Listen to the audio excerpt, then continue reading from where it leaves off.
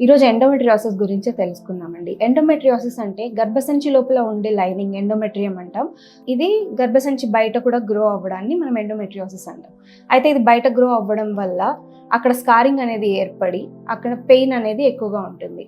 దీని లక్షణాలు వచ్చేసి పీరియడ్స్లో అధికంగా పెయిన్ ఉండడం, లేదా నెల అంతా పెయిన్ ఉండడం, chronic pelvic pain, painful intercourse, ఇంకా మోషన్కి వెళ్ళినప్పుడు ఎక్కువగా పెయిన్ ఉండడం, యూరిన్కి వెళ్ళినప్పుడు ఎక్కువగా పెయిన్ ఉండడం, పీరియడ్స్ వచ్చినప్పుడు బ్లోటింగ్, నాజియా, వామిటింగ్స్ కానీ, హెడేక్ కానీ, బ్యాక్ ఏక్, ఇవన్నీ ఎండోమెట్రియాసిస్ లక్షణాలు. అయితే దీనికి ట్రీట్మెంట్ వచ్చేసి హార్మోనల్ థెరపీస్ కానీ, లేదా పెయిన్ మెడికేషన్స్ కానీ, అల్టిమేట్గా సర్జరీ కూడా త్రూ లాప్రోస్కోపిక్ అండ్ రోబోటిక్స్ అనేది మనం చేసుకోవచ్చు. సో మీకు ఉన్నది నార్మల్ పీరియడ్ పెయినా లేదా ఎండోమెట్రియాసిసా అని తెలుసుకోవాలి అంటే స్పెషలిస్ట్ ఎండోమెట్రియాసిస్ సర్జన్ని కలిసి మీరు ఈ విషయాన్ని తెలుసుకోండి. Thank you.